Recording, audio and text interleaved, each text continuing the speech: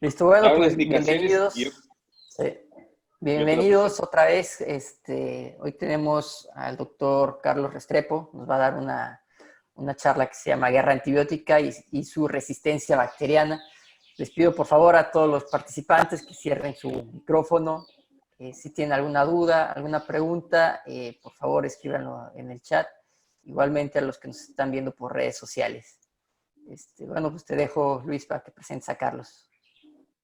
Buenas tardes, gracias por Listo. invitarme a acompañarlos en esta importante reunión recurrente que están haciendo y como estamos hablando ahora es una buena forma de multiplicar esfuerzos entre todos. La medicina y en este caso la oftalmología se trata de solidaridad y creo que en un momento tan difícil con el que tenemos ahora, ustedes han sido ejemplo.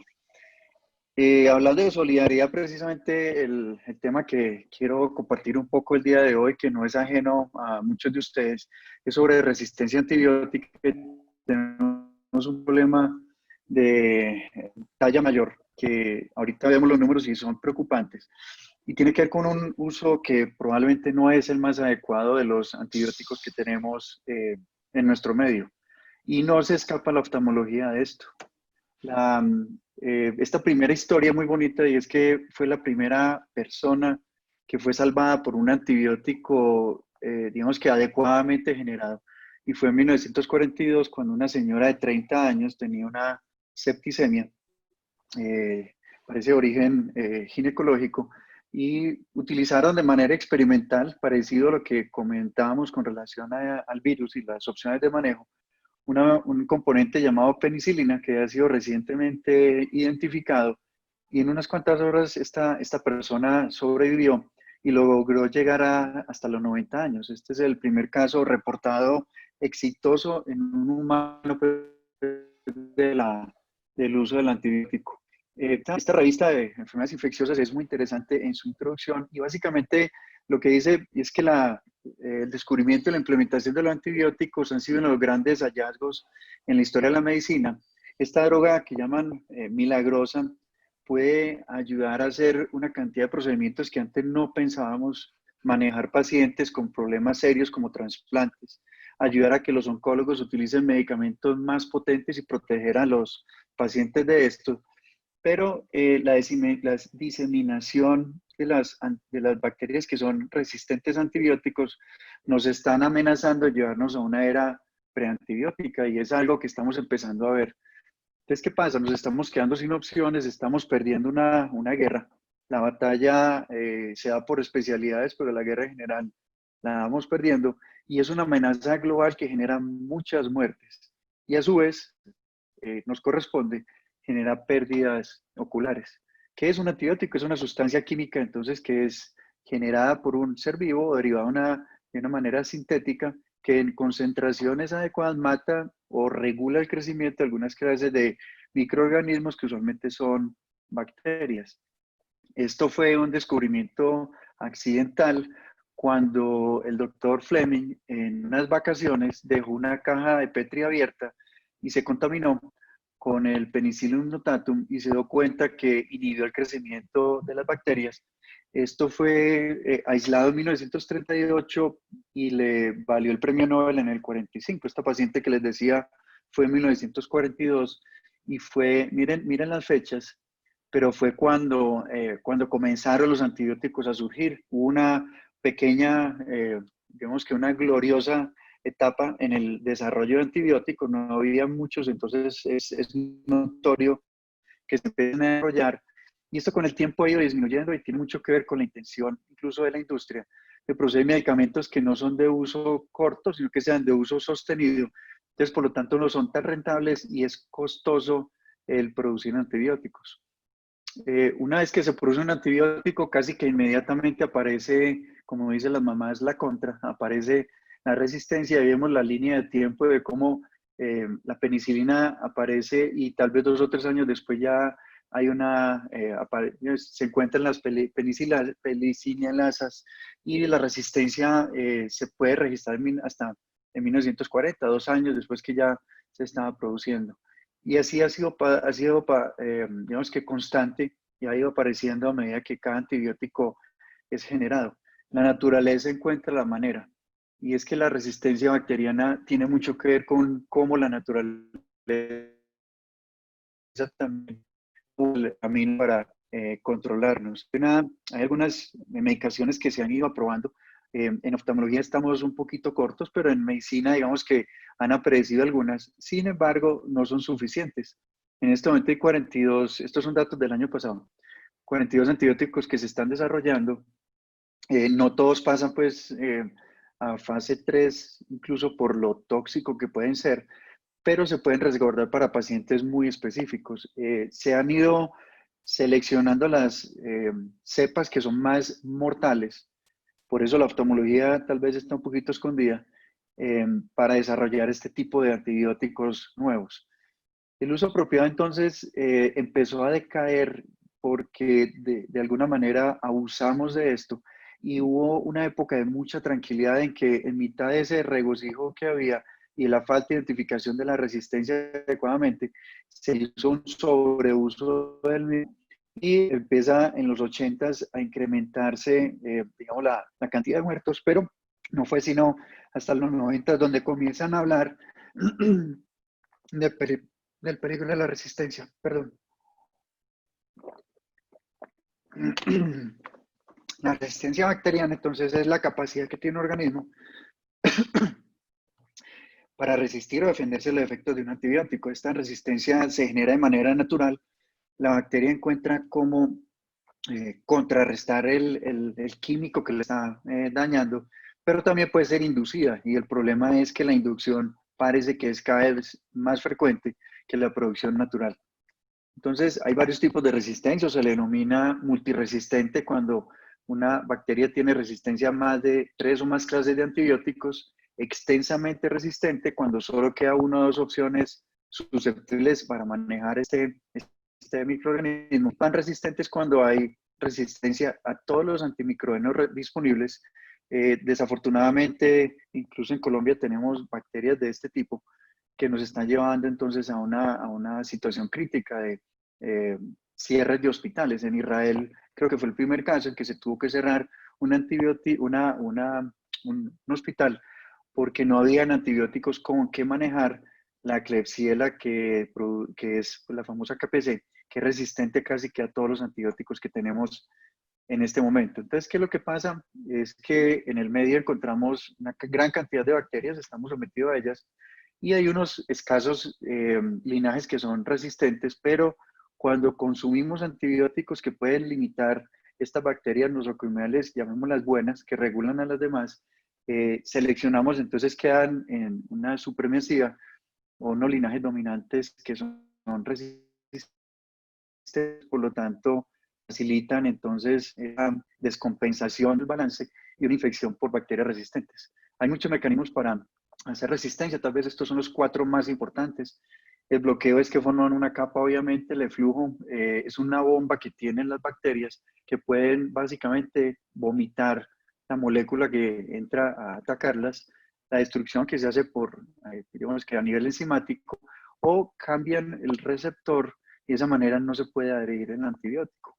Este es un ejemplo, un video de cómo funciona una bomba de flujo, que es muy, las bacterias realmente en ese sentido son, llamémoslo, inteligentes y aprenden cómo estas moléculas que están haciendo daño le empieza a cambiar el pH interno. Entonces, lo que hace simplemente es vomitar las bacterias, perdón, sí, o el microorganismo, estas moléculas que ingresaron. Las bacterias aprenden y el problema es que empiezan a comunicarse. La transferencia genética, entonces ese es el segundo problema. Se generó la resistencia y entre ellas comunican este don que han recibido. Lo primero es la transformación, y es que cuando en un medio muere una bacteria, queda el DNA flotante y lo puede absorber las que están alrededor. La transducción, existe entonces fagos o hay infectantes de las bacterias que roban entonces pedazos de este material genético y lo pueden infectar la bacteria del lado. Y lo otro es la conjugación, y es que se aparean las bacterias y se pasan de una a otra el material genético. En 2011 fue el primer aviso de la Organización Mundial de la Salud poniendo alerta sobre las superbugs, son las bacterias que eran súper resistentes a los antibióticos que teníamos y precisamente estaban empezando ya a hablar de la era post-antibiótica que se nos venía adelante. En el 2013 se encontraron ya 45.000 muertos en Estados Unidos y miren que esos números son bastante significativos. Entonces ya se empiezan como a tomar decisiones desde la CS para el control de todo esto. En este momento hay menos muertes. El año pasado se registraron solo, entre comillas, en Estados Unidos 35.000 muertes de 45.000 del 2013. O sea, ha mejorado el número, pero ha aumentado la cantidad de personas o infecciones que son resistentes, lo cual genera un sobrecosto impresionante por el tiempo de estancia en los hospitales. El año pasado hubo casi 3 millones de infecciones asociadas a bacterias resistentes y 35.000 muertos, y se incrementaron infecciones por bacterias poco frecuentes que tienen que ver mucho con el ámbito hospitalario.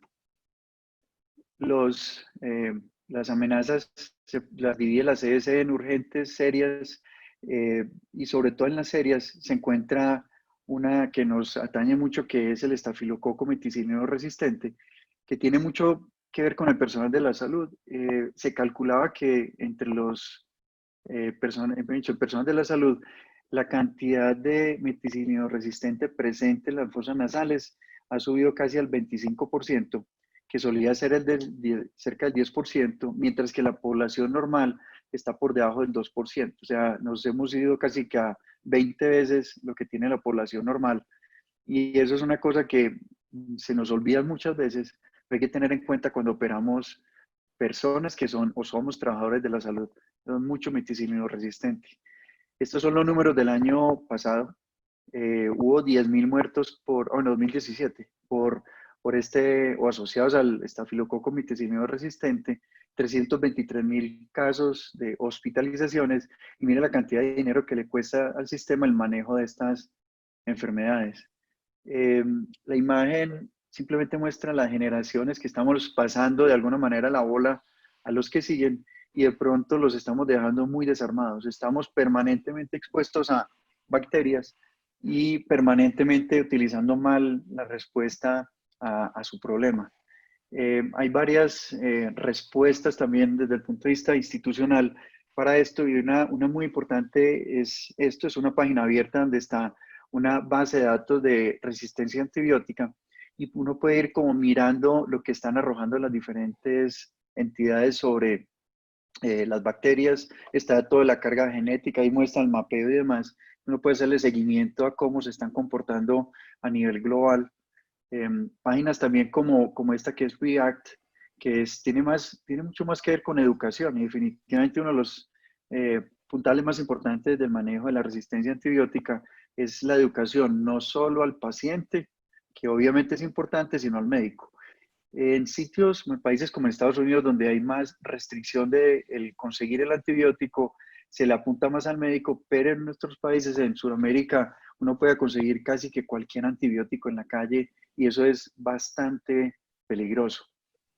Esta es otra que tiene que ver precisamente con esto, es más dirigida hacia el Asia y el África, pero básicamente lo que busca es educación a todo el personal. Y que es un mapa generalizado de cómo está el estafilococo meticilino resistente, y si ven, estamos muy en rojo en toda Sudamérica. Brasil aparece sin datos y con seguridad que está igual de rojo que nosotros o peor. Con relación a la resistencia, este fue el primer estudio importante que se hizo, fue el TRUST. Es el estudio que mira la tendencia de resistencia en enfermedades oculares. Se hicieron 3, los 3 se hicieron consecutivos, 2006 a 2009, en la cual se tomaron casi que todos los centros importantes de Estados Unidos, se recogieron las muestras y se vio la tendencia a la resistencia precisamente y la sensibilidad de los diferentes antibióticos que se tenían disponibles.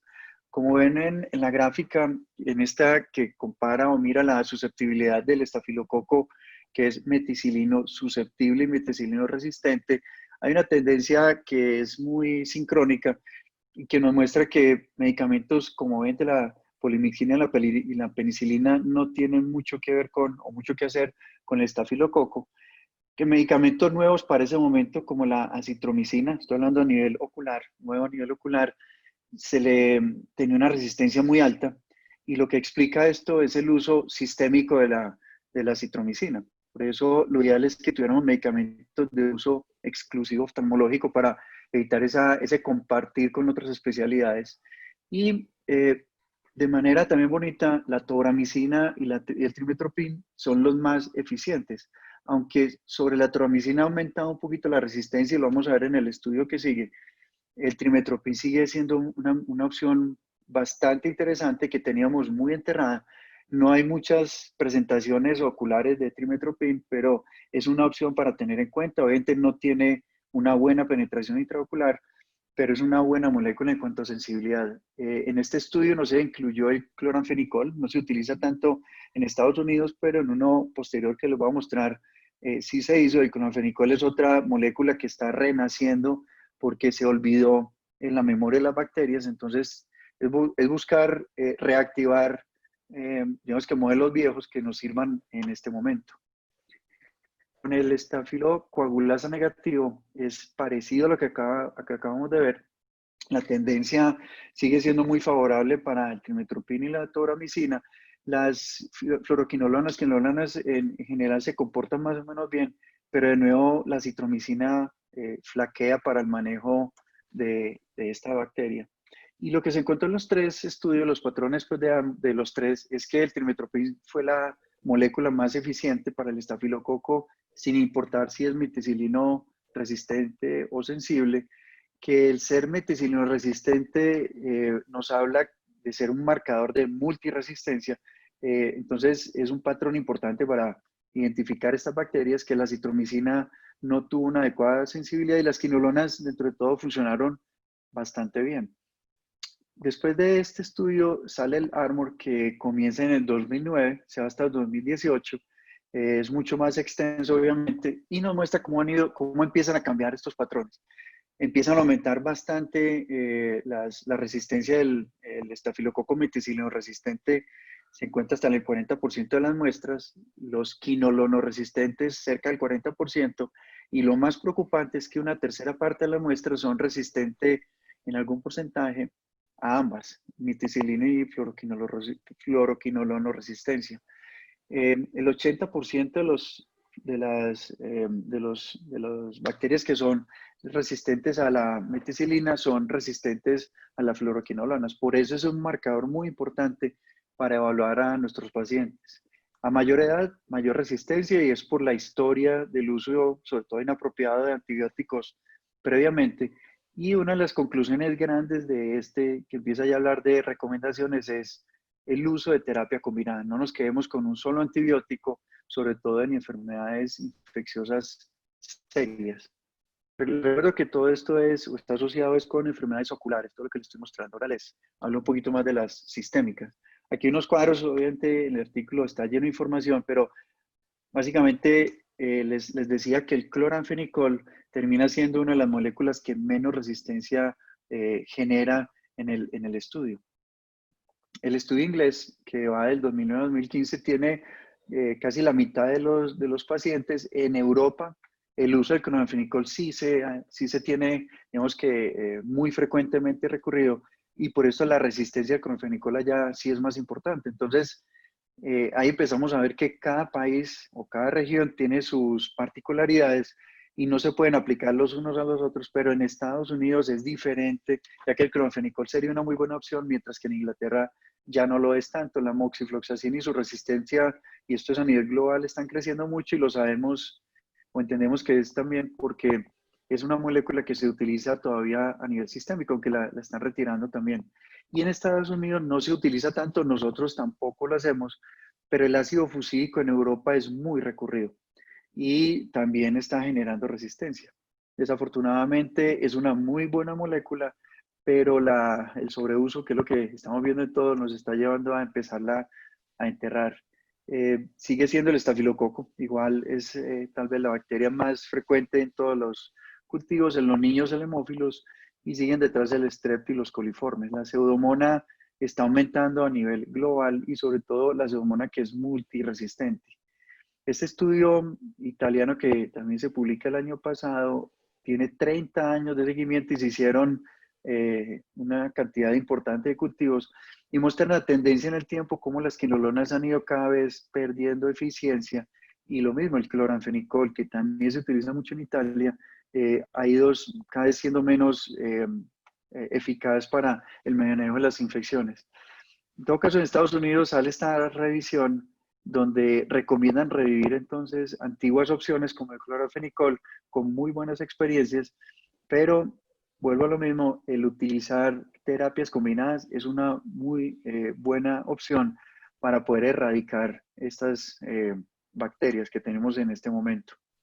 Viene una forma de ver la dinámica de los antibióticos que es un poco distinta y lo llaman la ventana de selección mutante. Este término se aplica para entender el comportamiento de las bacterias expuestas a un antibiótico y usualmente cuando hablamos de eficiencia o eficacia más bien de los antibióticos hablamos de la concentración inhibitoria mínima 90, que usualmente es la que mata el 90% de las bacterias. Entonces queda una brecha del 10% que expuestas al antibiótico pueden sobrevivir y obviamente esto genera algo que se llama presión mutagénica y es que facilita que ellas desarrollen por presión de uso, digamos que genes resistentes. Cuando utilizamos antibióticos usualmente hacemos estrategias para curar y no para erradicar, sobre todo por la toxicidad de los antibióticos y muchas veces el costo mismo del antibiótico. Ahí vienen entonces, empiezan a cambiar conceptos en que debemos ser más agresivos y con concentraciones mayores para poder erradicar, digamos que las bacterias que tenga el paciente. Lo otro importante acá es el tiempo de exposición, tiempos cortos de exposición, con moléculas que tienen una dinámica que es de corta, digamos que corta duración, facilita que no se erradiquen bien las bacterias y por eso la dinámica de los antibióticos también la estudio para cambiar y mantener durante más tiempo una concentración mucho más alta. Tenemos varias estrategias para limitar este problema. Y la primera es obviamente una concentración que esté muy por encima de la concentración inhibitoria mínima, al menos un 30% por encima. Y si se dan cuenta, muchos antibióticos oculares, por eso tienen esa capacidad de aniquilación intraocular tan alta. Y la razón de ser es esto, necesitamos es erradicar cuanta bacteria haya en el medio. Estrechar la ventana es que sea tan eficiente el antibiótico y tan poco tóxico que estrechando o acortando las dos se puede erradicar el mayor número de bacterias. Y lo otro es la terapia combinada. El problema de la terapia combinada es que ambas moléculas tienen que tener una farmacodinámica muy parecida, porque de no hacerlo, hay un espacio en el cual una está alta y la otra está empezando a subir y por eso esa ventana de selección puede estar abierta. Entonces, si no tienen dinámicas parecidas, hay que tener cuidado y ajustar alguna de las dos para que de esta manera se mantengan las concentraciones suficientes durante todo el tiempo y no permitir el desarrollo de mutaciones. Aquí una imagen con un gran amigo que nos inspira, yo creo que a todos a los que nos gusta el tema de infecciosas, y lo pongo es porque tal vez fue la primera persona en oftalmología que le vi a una conferencia sobre las biopelículas. Pele es enamorado de esto y las biopelículas definitivamente digamos que es una estrategia muy inteligente de las bacterias para defenderse de nosotros, pero también para crear su propio nicho. Lo que hacen las biopelículas, este moco que generan las bacterias, es que le ayuda a tener adherencia, comunicación, ahí es donde la conjugación entre bacterias se permite, se pasa en todo el material genético digamos, de generador de resistencia. Se comenzaron a ver en boca, o estudiar en boca y en neumología, por obvias razones, pero a medida que se fue entendiendo el mecanismo, se han encontrado cada vez más cómo a nivel ocular nuestros pacientes tienen biopelículas que hacen más sensibles a la infección a unos pacientes que a otros. Y eso explica el que una bacteria tan sencilla como la que tenemos como el estafilococo que nos acompaña a nosotros, nos infecta y no necesariamente tiene que ser una Klebsiella multiresistente la que está generándonos endoftalmitis. Esta matriz hace algo interesante también y es que disminuye el metabolismo de la bacteria, lo cual hace muy eficiente este condominio que está generando. Y si hay biopelículas, se calcula que hay 1000 veces más posibilidad de hacer resistencia que en la ausencia de estas. Obviamente se asocia con inflamación y esta inflamación nos permite que penetren más fácil bacterias al tejido. Esta es una imagen de cómo se va formando una capa de moco, una biopelícula, y obviamente no hay antibiótico que logre penetrar allá de manera eficiente, aunque sí hay algunos que nos ayudan. Hay varias moléculas que, digamos, que se han identificado porque las biopelículas son muchas y hay genéticamente algunas máquinas que lo producen mejor y esto se puede identificar. Se pueden, digamos que de alguna manera estudiar las bacterias y si tienen estos operones son más fáciles productoras de biopelícula que otras.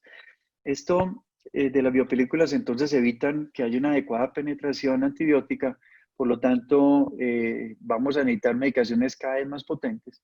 Y lo interesante de la biopelícula a nivel ocular es que los antiinflamatorios no esteroideos la rompen. Por eso cuando en una cirugía no complicada de catarata anexamos el uso del antiinflamatorio, no solamente nos ayuda para el manejo de lo asociado a este, sino que nos protege de una infección. Y otra molécula interesante es el cloruro benzalconio, siendo un detergente. Y ahora que estamos con todo el boom de los amonios cuaternarios, que tanta madera se le ha dado al cloruro benzalconio a nivel de toxicidad, si estamos utilizando un antibiótico que va a ser por corto tiempo, el uso del cloruro benzalconio termina al revés siendo benéfico para potenciar y en este caso sumar efecto con el antibiótico que estamos utilizando. Y definitivamente se facilita el tener biopelícula cuando existe blefaritis. La razón es esa inflamación crónica que hace que el ojo se defienda, se aumenta la cantidad de mucina. Pero además de esto, la mezcla con las proteínas y los quimiotácticos generados por estafilococo en el párpado y la grasa, digamos, modificada, hace que la biopelícula, el biofilm, se aumente en cantidad. Por eso, uno de los factores de riesgo de infección, obviamente, es la blefaritis. No solamente porque tenemos más cantidad de colonias, sino que son más eficientes en infectar. Entonces, ahí viene el por qué tenemos que manejar muy bien estos pacientes. En muchos estudios se ha visto cómo las biopelículas facilitan la multiresistencia. Aquí hay uno que tiene que ver con el uso de esteroides para el manejo de las úlceras corneales y cómo los pacientes que se les encontró su homenaje a ureginosa tenían entonces más producción de biopelícula que el resto. El panorama cuando uno lo mira lo ve un poco sombrío, pero tenemos mucho por hacer.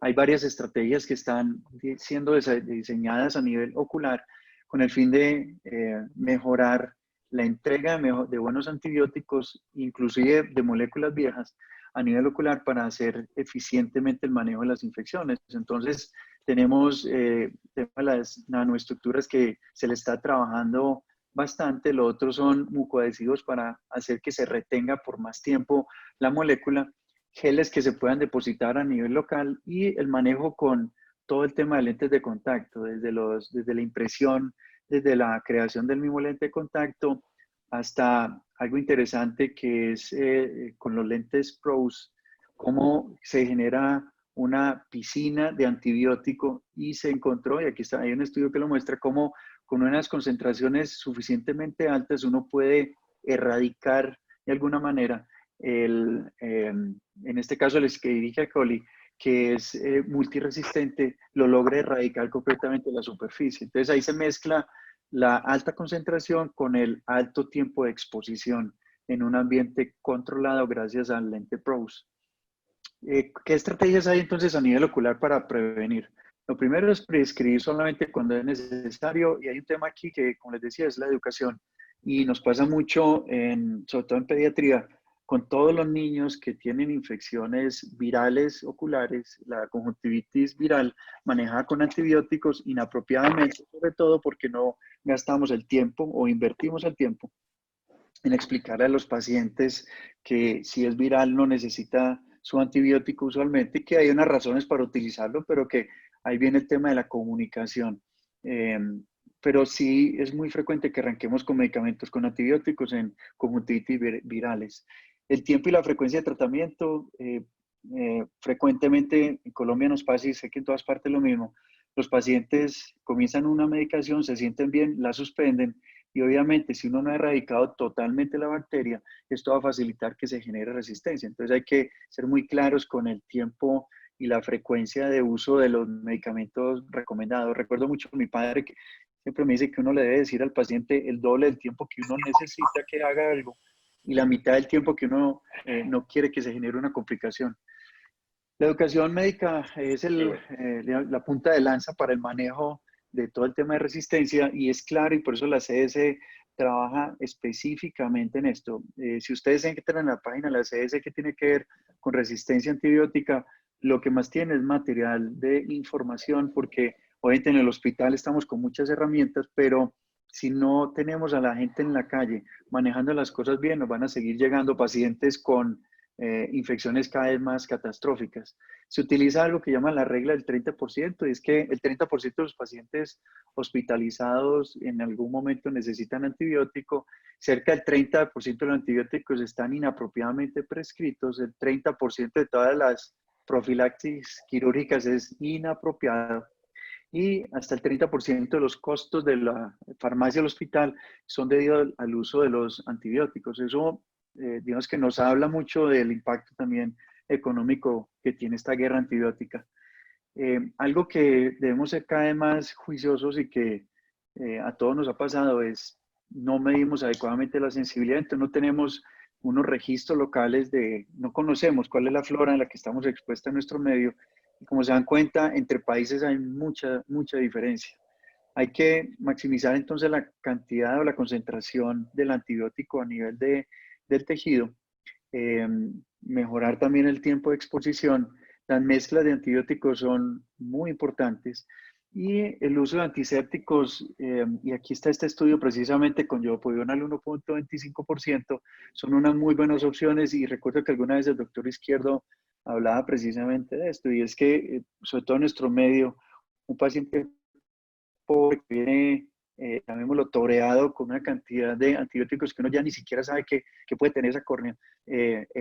Básicamente, lavar casi que la superficie con estas sustancias nos ayudan bastante a mejorar el pronóstico de una córnea muy enferma. Entonces, es una buena opción. Aquí se comparó la Yopodiona con los antibióticos y se vio que el resultado era exactamente igual entre los dos. Creemos o hemos pensado siempre que somos los médicos los que más generamos resistencia y realmente el problema en números parece que no es nuestro, sino que es esto.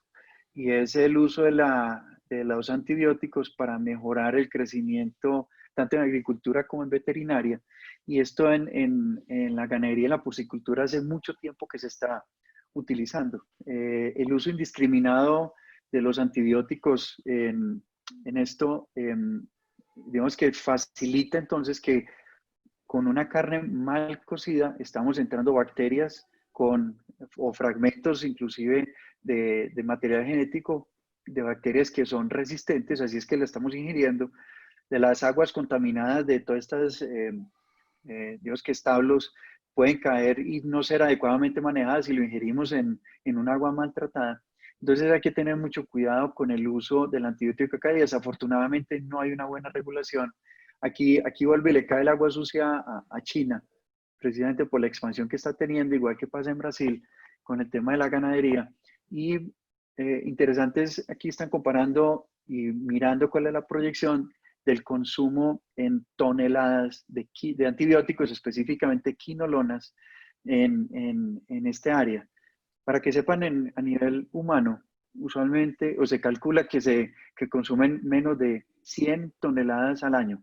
O sea, comparativamente, ellos van por 35.000 toneladas, nosotros consumimos para todo a nivel mundial alrededor de 100 toneladas de quinolonas. Entonces, la cantidad de quinolonas que utilizamos comparativamente es obviamente mucho menor.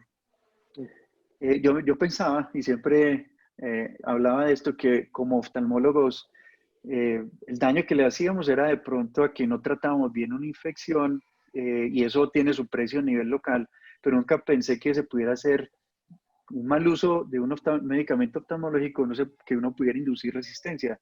Y hay varios artículos que lo demuestran cómo el uso inapropiado de antibióticos a nivel ocular generan bacterias o se detectan bacterias resistentes en la vía respiratoria superior. Y esto obviamente nos mete también en el campo de la batalla de cómo tenemos que ser juiciosos.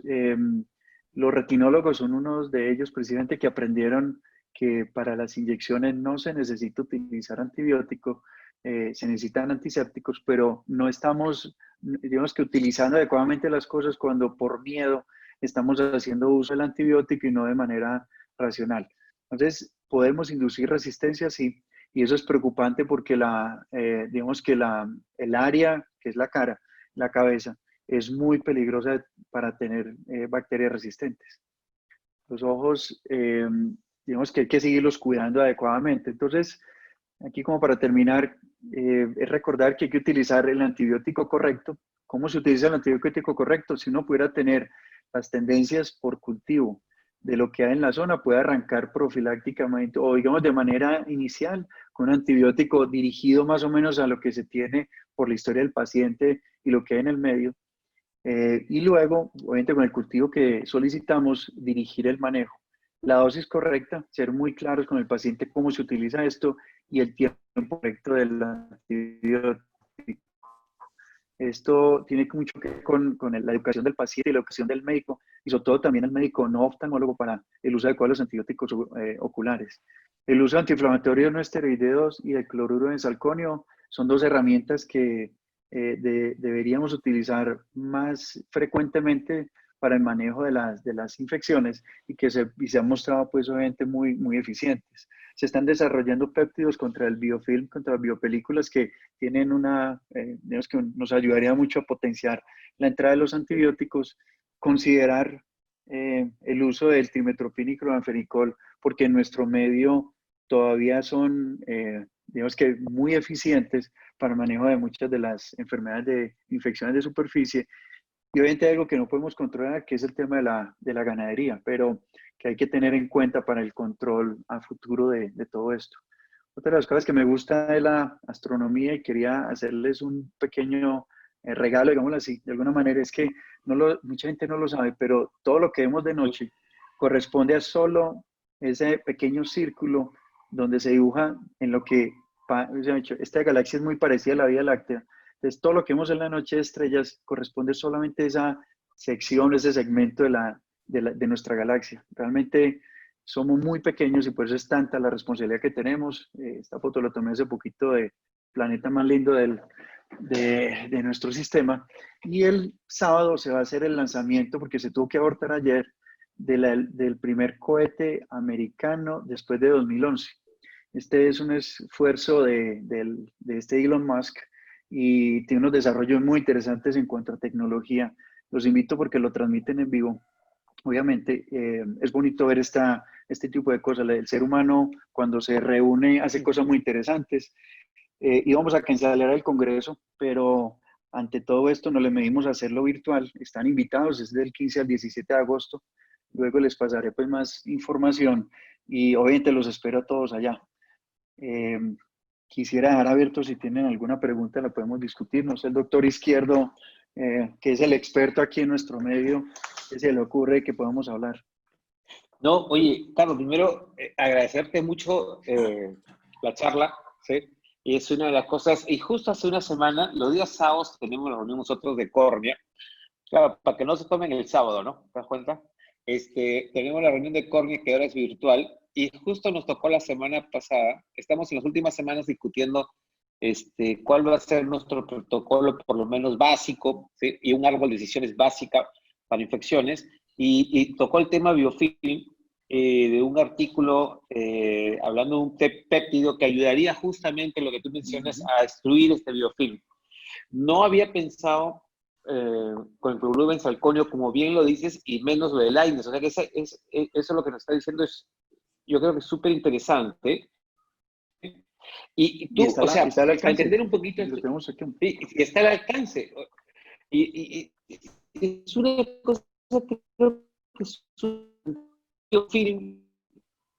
Hay algunas especies que lo fabriquen en mayor cantidad o qué te puedo decir, que casi siempre va a estar presente?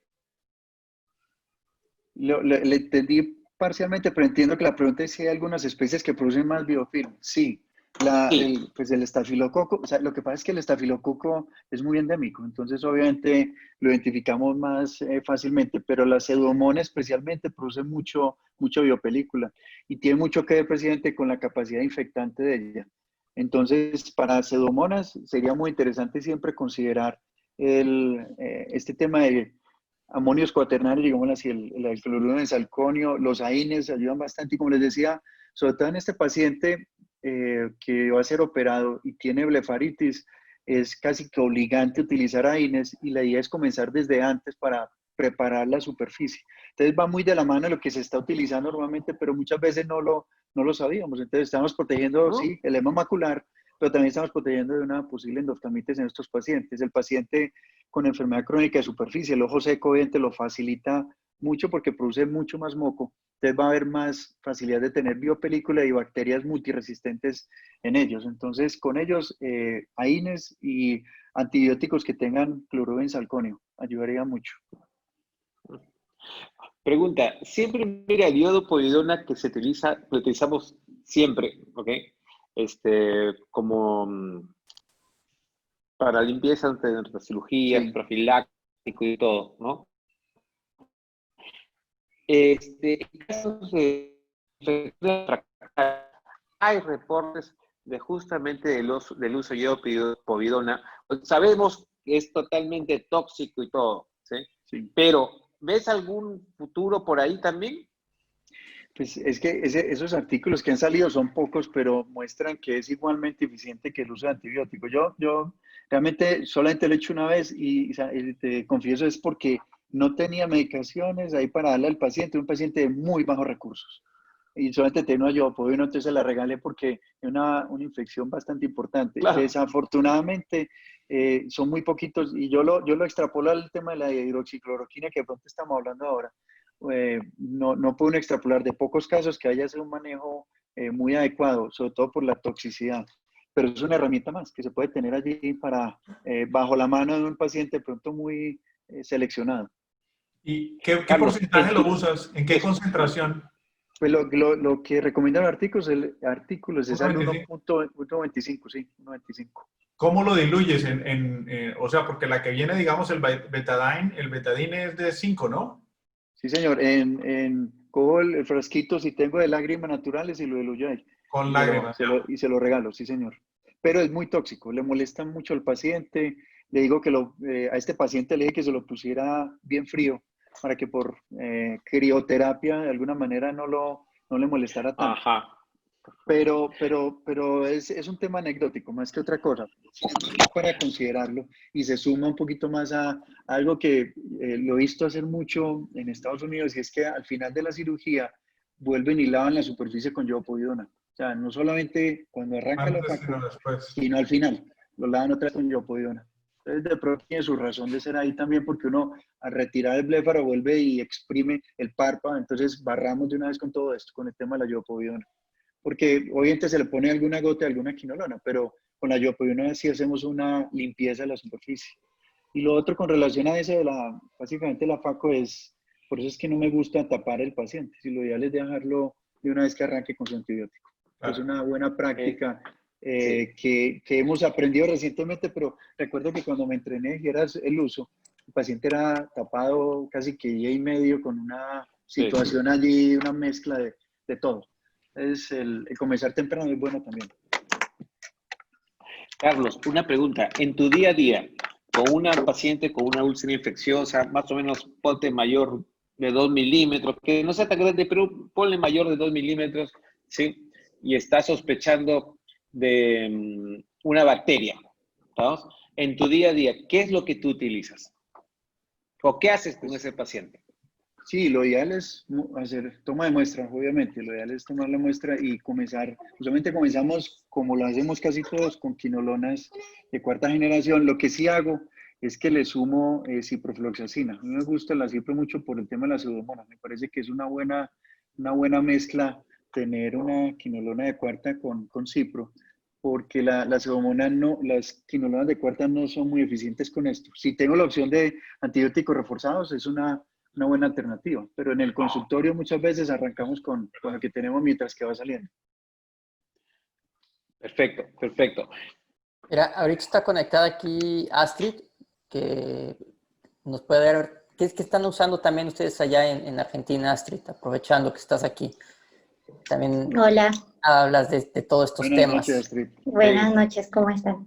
Bueno, quería aportar con el tema del biofilm. Nosotros usamos como profilaxis 3 días antes el Acular, el ES, que es el Ketorolac. 3 días antes con el goteo de antibióticos hacemos esa profilaxis. Esto está demostrado, hay un estudio argentino que se publicó en el año 2012 donde se tomaron las muestras de las últimas endoftalmitis entre el año 2000 al 2008, se estudió genéticamente los estáfilos que producían estas endoftalmitis y se comprobó que tenían un marcador genotípico que son los genes ICAA y el gen ICAD, y estos son los que inducen la producción de biofilm. Con el Ketorolac lo que se logró es estas mismas muestras se descongelaron, se sembraron nuevamente y se goteó después de la siembra con el Ketorolac, y lo que se encontró es que disminuye la producción de biofilm en un 47%, ya casi la mitad. Entonces, para nosotros es muy importante hacer ese tipo de profilaxis y lo dejamos incluso para después, aparte teniendo en cuenta que también nos puede favorecer para el edema macular cistoideo también, ¿sí? Entonces, nosotros lo usamos como rutina y este es un estudio pues, que todavía tiene seguimiento porque se han seguido teniendo las cepas, se siguen congelando, entonces esto es algo que va a seguir. ¿Cuánto tiempo lo dejas antes? 3 días. 3 días previos. Sí, 3 días previos, empieza el goteo. Esto es importante, hay un estudio mexicano, no recuerdo la autora en este momento, el del estudio del biofilm es Pellegrino y el doctor de Alessandro y la doctora Silvina Rossetti. Hay un estudio mexicano que comprueba que haciendo el goteo profiláctico 2 días antes de la cirugía, las unidades formadoras de colonia en superficie ocular disminuyen casi en un 60% también. Entonces, pues nosotros como parte de la profilaxis hacemos también antibiótico antes de la cirugía. Y obviamente después de la cirugía sigue con su Ketorolac y con su antibiótico postquirúrgico, que lo usamos a dosis de cada 4 horas, que es una dosis terapéutica, no profiláctica, que tiene mucho que ver con lo que decía el doctor Restrepo, que hay que usar las dosis como son, o sea, las dosis hay que usarlas a la dosis que se necesitan, ¿sí? Eso va a disminuir la resistencia. La otra cosa es que, pues, las bacterias hacen resistencia antibiótica de forma natural, o sea, obviamente el uso de antibióticos indiscriminado acelera el proceso, pero ellas como parte de su evolución mutan, ¿sí? O sea, recordemos que viven hace millones de años, o sea, existen antes que nosotros. Y posiblemente nosotros nos extingamos al paso que vamos y ellos van a seguir existiendo. Entonces, hace parte de su mutación, pero bueno, nosotros la hemos acelerado por el uso indiscriminado y efectivamente estoy totalmente de acuerdo con que este uso alterado no depende tanto de nosotros como médicos, sino más bien de la industria, de toda la parte agrícola y demás, que de esto casi no se habla, así que me gustó mucho que el doctor lo trate porque la verdad es así. Incluso las industrias petroleras que usan el tipo de pintura que ellos usan para procesar genera resistencia antibiótica y esto está en el mar, así que todo lo que nosotros consumimos que viene del mar puede estarnos generando resistencia antibiótica.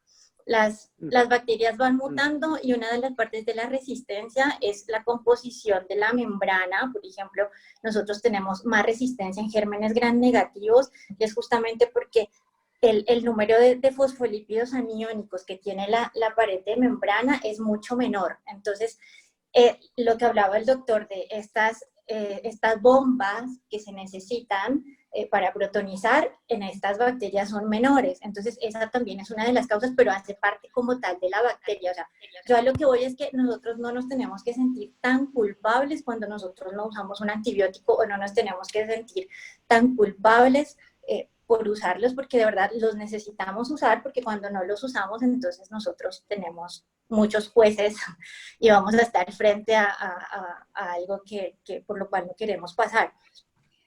Y actualmente, o sea, tocando el tema de los abscesos, es muy importante estudiarlos ahora que tenemos la posibilidad de hacer los cultivos, la PCR, que es muy importante sobre todo en los pacientes que vienen tratados. O sea, nosotros no podemos estar fuera al paso tecnológico que va el mundo. Entonces, poder hacer la antibioticoterapia necesaria es totalmente importante y es algo con lo que nosotros tenemos que contar. O sea, en este momento el mundo está hablando de técnicas de secuenciación de próxima generación, que son las NGS, de la cual se habló hace 2 semanas en este curso, que es una maravilla, donde a nosotros ya nos están diciendo con un 1% de genoma, o sea, yo raspo la córnea, el 99% de ese genoma se va a procesar del ser humano y el 1% se procesa para el germen infectante. Y a mí me hacen un reporte de en qué locus está la resistencia antibiótica, la familia, el tipo, el germen. O sea, eso es lo que está en este momento el mundo. Entonces nosotros como mínimo tenemos que saber trabajar con PCR ya ahora, o sea, en este momento. Las técnicas de próxima generación se aprobaron por la FDA en el 2014 y se empezaron a usar para enfermedades huérfanas. Y de ahí se empezaron a estudiar en pacientes con cáncer, en genes que montaban para enfermedades raras, pacientes con cáncer, y ahora las estamos utilizando para muestras corneales, y ya están los primeros informes y los primeros reportes de las endoftalmitis que dieron negativas a los cultivos y dieron positivas para NGS, con unos informes espectaculares que a uno le dice el germen, la bacteria, el tamaño, todo. Entonces, como mínimo, tenemos que tener en este momento PCR y cultivos, o sea, los Stuart, porque nosotros no podemos tener en nuestro consultorio los 20 tipos de muestra para cultivar, pero el Stuart sí, que es un medio de transporte que está comprobado que funciona igual que un cultivo de agar, saburó, chocolate, cerebro, corazón, funciona igual. Entonces no necesitamos tener todos, sino el Stuart. Oye, Steve, muchas gracias. Muy interesante. Sí. Una cosa que de pronto te decía lo de los 3 días. A mí, yo antes lo hacía así, pero yo me cambié porque también salió el artículo que aumentaba la resistencia si uno empezaba muy temprano. Pero evidentemente son posiciones distintas y de pronto el uso combinado de la INE nos puede ayudar mucho para esto. Y definitivamente sí, las pruebas de nueva generación sería lo ideal. El problema es, en nuestro medio, el acceso a esto es complicado. La situación de cada país es distinta, obviamente, pero lo ideal es tratar al paciente con lo ideal.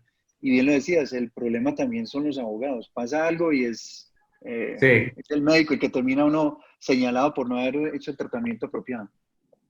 Sí, Carlos, hay que una hacerlo y pregunta anotarlo. del chat, una preguntita del chat, ahí, espérate, que se me fue, ahí está. Mira, me preguntaban, ¿cuál sería tu antibiótico de elección para tratar los suelos múltiples de repetición en niños? ¿Sí? Sobre todo, por ejemplo, la parte oral y la parte tópica. ¿Cuál sería tu antibiótico de elección en esos casos? ¿Qué harías? Pues los orzuelos, lo que pasa es que tópicamente, o sea, hay que tratar el manejo, perdón, tiene que ser combinado. Ahí el ácido fusílico funciona excelentemente bien. Nosotros no aquí, como le digo, en Sudamérica no lo utilizamos tanto, pero es una muy buena molécula. Y además, no sé si sabían, estructuralmente es muy parecida a la ciclosporina y por eso es la capacidad antiinflamatoria que tiene. O sea, es una molécula que tiene una capacidad intrínseca también de generar antiinflamación. Entonces, tópicamente el ácido fusílico es una muy buena opción. Sistémicamente, sabes que cuando tienen o sea, cuando es un niño que está haciendo múltiples abscesos, porque son múltiples abscesos, hay una entidad que lo facilita mucho, que es alteraciones del complemento. Hay que estudiar, esos niños hay que estudiarlos bien, porque también hemos visto que son pacientes mal diagnosticados, no los identificamos y son niños que tienen una alteración, pueden tener una alteración del complemento. Vemos que la terapia usual que hacemos en nuestro medio, no arrancamos con medicamentos muy, llamémoslo, de última generación, precisamente para no agotarlo de esa manera y tratar de hacer la combinación, el tópico con el ácido fusídico y sistémicamente. Sabes que la dicloxacilina para esto penetra bien, la ciprofloxacina en niño, acuérdese que no va, bueno, depende de la edad del niño, pero no es adecuado el uso en niños. Pero usualmente responde muy bien. Sabes que el manejo de estos pacientes que son recurrentes, yo siempre le pido el apoyo de inmunología porque hemos encontrado alteraciones del complemento. No es tan infrecuente, hay que buscarlas. Y esos niños tienen riesgo de hacer infecciones serias. Oye, una pregunta también dice, ¿por qué la tendencia actual, esto de Ed Echeverría, ¿por qué la tendencia actual de producir colibrios libres de conservadores? Ok, todo el mundo dice, no, sí, por cuestión de salud de toxicidad, pero sí es una tendencia realmente global de eso. Pero es una moda que hay y está bien para usos crónicos. Pues que en un antibiótico yo realmente no le veo mucha razón de ser. Y como les decía, miren que el cloruro de salconiante nos está sumando. Hay estudios clásicos que, sobre todo con la molécula comercial, con el Cimaxid o con la gatifloxacina que viene con cloruro de salconio, cómo se potencia cuando se compara con la gatifloxacina sola. El efecto se aumenta bastante. Entonces, con antibiótico no lo veo tan razonable. Sí, con un lubricante, sí, con un paciente con una enfermedad alérgica que necesita un tratamiento crónico, pero en antibióticos creo que están gastando plata innecesariamente. Perfecto. Hay una frase muy frecuente, qué pena que te interrumpa, de Pellegrino, que dice que por favor. utilizar un antibiótico sin BAC es como mandar a un soldado a la guerra sin balas. Más o menos lo que él frecuentemente dice, si no me acuerdo, y saben lo jocoso que es él, pero creo que tiene parcialmente razón. Si uno tiene una herramienta que potencia el antibiótico, ¿por qué no utilizarla? Y realmente la toxicidad por un corto tiempo no es significativa, pues no aporta nada. Una buena razón. Pregunta, ¿qué piensas del antibiótico intracameral si utilizas en este caso moxifloxacina o si utilizas alguna cosa en la operación? Vamos a empezar otro webinar, ¿ok? Esa es una discusión larga. La doctora Pavón, yo creo que nos deja toda la noche. Yo sé que Pele le ha mandado a Astrid para eso. Estaba escuchando esa pregunta y le dijo a Astrid, mira, si tú escuchas eso... Claro, yo no creo en el antibiótico intracameral. Yo no lo utilizo. Pero igual son tendencias y es muy europeo. Yo lo que prefiero es inundar el paciente, comenzar tempranamente, yo no lo tapo, realmente no lo ocluyo, trato de comenzar o mantener rápidamente el antibiótico y el uso, digamos que todo esto ha sido también gracias a Pele, aquí le mando un abrazo. Sí. Gracias a Pele el entender cómo los AINES son una necesaria combinación, no tanto por lo que siempre se ha hablado del edema macular, sino realmente a nivel profiláctico infeccioso nos ayuda mucho. Se suma el tema del dolor también. Entonces son varias cosas. Hay que tener cuidado con la córnea del paciente, pero el uso adecuado en varias cirugías es, en este caso, necesario. Yo lo veo necesario. Pero intracamerales, yo sé que muchos lo utilizan, yo no realmente no creo en eso. La cantidad de antibiótico que queda después de una hora es muy poquito y yo no le veo razón de ser. Si la fuerte de ingreso es la superficie, pues tratemos la superficie, o sea, llenemos de antibiótico ahí para que no se nos meta nada. Y recuerden que esas heridas que hacemos no son sellantes. Acuérdense el estudio de la tinta china, esto sigue entrando. Sí. Entonces, si tenemos antibiótico, igual de algún porcentaje nos va a terminar entrando allá, pero en cámara anterior no dura mucho el antibiótico como para creer en eso. Yo realmente no creo mucho en eso. Pues es una falsa seguridad, pero yo te puedo decir que sí salió. Nosotros tenemos implementado, no sé, será 15 años creo, ¿sí? Y puede ser una falsa seguridad en realidad. La utilizamos. No, está bien. Creo que hasta el chalacio creo que le metemos. No, está bien, eso está bien, pero como te digo, yo pues es un tema muy personal, no lo veo como tan práctico. Sin embargo, vuelvo al tema que hablamos ahora. Ese paciente está más protegido. Si fuera tu mamá, ¿qué le harías? si tienes al abogado detrás, creo que tienes muchas más herramientas que mostrarle que lo cuidaste bien. Realmente eso hace parte del cuidado del paciente. Y mientras que no le genere toxicidad, que ahí viene el problema, no lo veo tan loco. Pero yo realmente no creo en el antibiótico intracameral para esto, digamos, para este tipo de cosas. Perfecto. Astrid, de ahí, aprovechándote a ti, que lo has visto a tu gran jefe, yo sé qué opina, pero en resumido. Bueno, a ver, justo lo que el doctor acaba de tocar un tema que dice el tema de las demandas. Bueno, la moxifloxacina intracameral no está aprobada por la FDA. O sea, eso es algo que no debería ser parte de la anotación del parte médico, ¿sí? No está aprobada. Que no tenga conservante no significa que no tenga efectos secundarios, porque acuérdense que la moxifloxacina intracameral, que se usa normalmente, tiene hepta, ácido bórico, cloruro de sodio, hidróxido de sodio, ácido clorhídrico.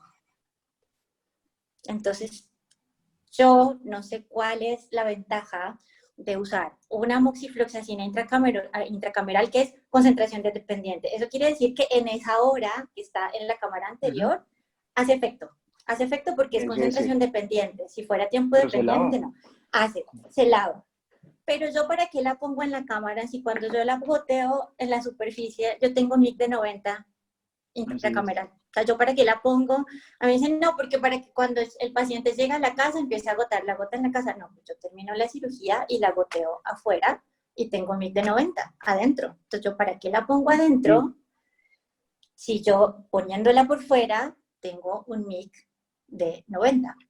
Entonces, yo no la uso donde yo me formé quirúrgicamente, pero bueno, yo hice infectología antes que segmento anterior. Entonces, bueno, me pasan la jeringa y yo la pongo por fuera. Sobre todo en la curva de aprendizaje, imagínense, yo me pongo a pensar, esas células endoteliales, yo intentando hacer una fago aprendiendo, yo encima voy y le pongo sorbitol, hidróxido de sodio adentro, o sea, me parece mucha noxa. Y faltan muchos estudios, o sea, yo siempre repito lo mismo cada que hablo, ya la gente debe estar cansada. O sea, en los 80 se empezó a poner vancomicina en el blister de la cirugía y 20 años después, o sea, la FDA puso un cartel gigante, por favor, dejen de meter vancomicina dentro del ojo. Bueno, o sea, no estamos tan lejos de eso. Si a mí el fabricante me dice que no se debe usar dentro del ojo, es justamente porque si no tiene conservante, no quiere decir que no tenga los otros componentes que necesita para funcionar. Entonces, y aparte que no es lógico, o sea, no es lógico que si yo poniéndola por fuera tengo MIC de 90, yo para qué la pongo adentro del ojo. Y aparte que al no estar aprobado, ahí sí puedo tener una demanda si yo tengo un parte donde dice moxifloxacina intracameral, y a mí viene un paciente que es familiar de un médico que estudia y le lee y me dice, ¿usted por qué usó esto? Y hay uno que dice. Entonces, yo no lo uso porque funciona la parte tópica. Y hay una cosa, Astrid, qué pena te interrumpo, y es que hay que recordar otra cosa, y es que si uno impregna, yo arranco una hora antes y vi uno de los comentarios acá que Luis Girón lo hace, es que uno arrancar el mismo día, 1 o 2 horas antes es lo mío que arrancar 3 días antes, pero independiente de eso, si uno inunda la córnea adecuadamente, la córnea tiene por saturación la capacidad, mientras que se hace el transoperatorio de la llegada a la casa, no solamente en cámara anterior, sino la córnea misma está embebida en el antibiótico y va a seguirse el ambiente y van así manteniendo limpio. Hay un comentario de un profesor que es un gran amigo, retinólogo que anda por acá, Kevin Arango, que dice que la mejor profilaxis de cirugía catarata es una cirugía bien hecha y con la mejor sobadera posible. Y yo creo eso, porque es que definitivamente la vía de entrada es esa incisión. Mientras menos traumaticemos esa herida y mejor selle, va a quedar mejor. Y es una menos fácil ruta de acceso de cualquier infectante. Y yo creo, en eso creo mucho. El tiempo quirúrgico definitivamente está relacionado con la infección. Y ahí viene la otra situación que podemos quedarnos hablando y es construcción de herida quirúrgica. Y definitivamente yo por eso lo hago siempre en el limbo escleral corneal y no en córnea, para disminuirlo, o sea, para facilitar una adecuada selle y que haya una buena digamos que circulación o que haya una buena llegada de sangre al sector, que sangre bastante. Carlos, ¿alguna pregunta, José? ¿Más o Chente? Estoy viendo por ahí. Pues, Tiene cara de no hambre. sé, Se hay algo que contestaron de ya pronto- todas, ¿eh? Sí, hay un montón, pero no sé, me gustaría hacer de repente un comentario. Nosotros tuvimos un expositor hace como unos 20 días, el doctor Brenner, de Suecia. Él es brasilero, pero trabaja allá en Suecia y nos mostró su serie de casos y él no usa antibióticos postquirúrgicos. Es cierto, en Francia hay una tendencia a eso, a no utilizar, en muchos Exacto. casos, si es una cirugía normal, un paciente de bajo riesgo que no tiene blefaritis y que es una cirugía que no hubo ninguna cosa, no utilizan nada. Sí. Utilizan AINES para el dolor y AINES para Sí, el es edema verdad. macular. AINES, solamente AINES. Y miren que aquí tendría una razón de ser extra y es el tema de la biopelícula. Entonces, si uno tiene una superficie que se puede defender y que le quitamos el tema del biofilm, entonces suena muy lógico el no poner antibióticos, sino solamente AINES. Lo que pasa es, ahí va el tema, Claro, sepa que se legal. llegue a infectar. Sí. No, y hasta, eso es puro miedo también, fuimos educados de esa manera. Sería muy asustador que ese paciente le pasara algo y no lo tuviéramos cubierto. Es Ese cierto. es un dolor de cabeza, sí. Así es. Pero hay una pregunta para la doctora y es, ¿cuál es la indicación FDA de las quinolonas de cuarta generación acá en profilaxis? Tampoco hay indicación. Entonces, No, hay está un aprobada problema con para esa parte conjuntivitis, para conjuntivitis. Entonces, aquí no hay conjuntivitis. Es un tema tal cual. tanto de largo como de ancho. Pero definitivamente estoy de acuerdo contigo. Yo no me voy con intracameral, yo me voy con tópica y el uso de AINES, y esto lo aprendí de Pele, es también rutinario. Y definitivamente creo que es necesario que mezclemos un buen antibiótico con el AINE en profilaxis pues, quirúrgica. Sí, creo que había una pregunta que estaba, o era una afirmación que decía que el estudio no estaba hecho con todos los AINES, sino solo con ketorolac. Eso es cierto. O sea, lo que está publicado es con ketorolac, no es con todos los AINES. Y como, no sé, como para complementar, o sea, lo que usamos nosotros mucho en las demandas de las endoftalmitis son las definiciones de Speaker de 1991, donde se comprobó que aseptizar un ojo es imposible. Entonces eso es algo que tenemos que tener en cuenta porque siempre vamos a seguir teniendo endoftalmitis, hagamos lo que hagamos. O sea, de esa tasa de 1 en 1000, nosotros no podemos salir de ahí porque no es posible. Justamente con eso es con lo que nosotros que hacemos infectología y que a nosotros sí nos llegan todos los casos de endoftalmitis, los nuestros y los que no operamos nosotros, y es lo que nosotros hacemos para hacer la contrarrespuesta en caso de que hay demandas, ¿no? Y estos 3 papers son como el as bajo la manga que tenemos, porque es como, hicimos todo, pero Speaker ya dijo que no se puede aseptizar un ojo, y esto, o sea, y lastimosamente estamos así porque... ¿Qué pasa ese paper para tenerlo todos?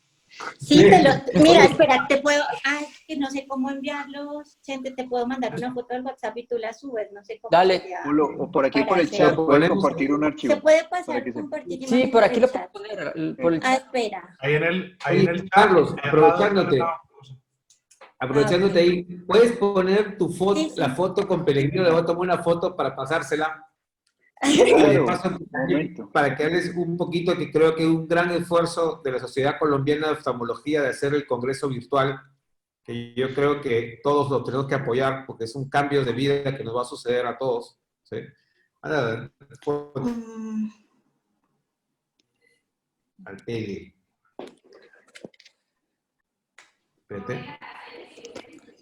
A ver, espera que no estaría, yo ya hice la captura, pero no sé cómo hacerla ver para ustedes.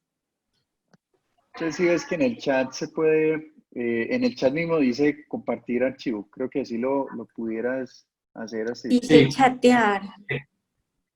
A ver. Es a chatear, y ahí dices, yo quito esto. Ahí en el costado derecho sale compartir. Si no se puede, lo subimos mañana, gente, para la reunión mañana. Gente te la manda. Te lo mandas, sí, porque veo que estás en tu celular, ¿verdad? Estoy en mi celular, claro. Es por eso. Es por eso. Ay, perdón. Ya me lo mandas y yo lo subo ahí al... acabo de mandar. Si quieres, pásaselos. Ahí está. Es la foto de una de mis diapositivas.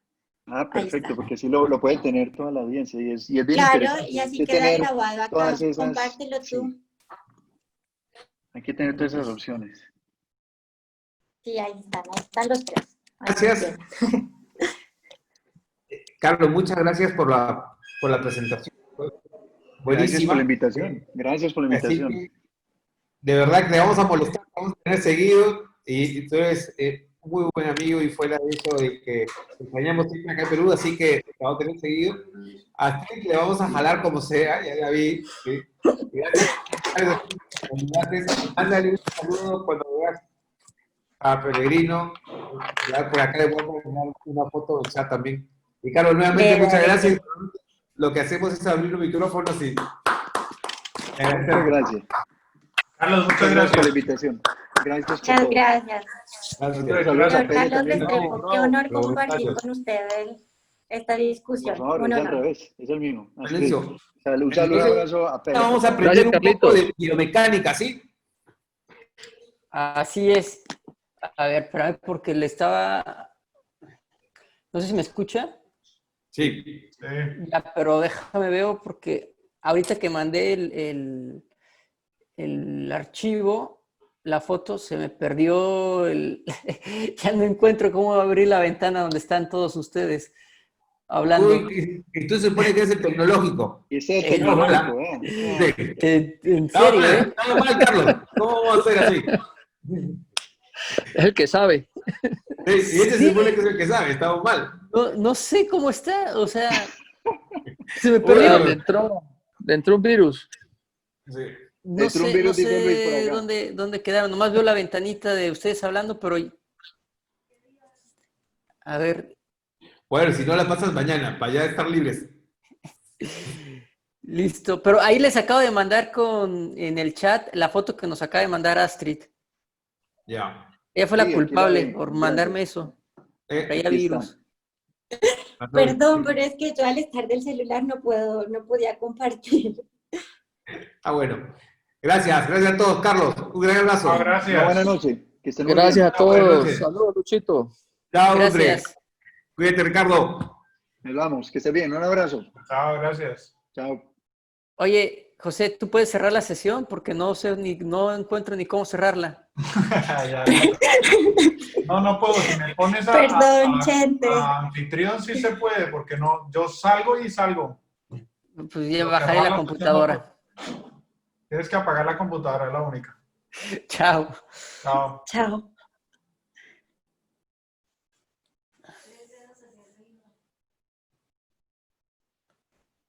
Ah, aquí está ya.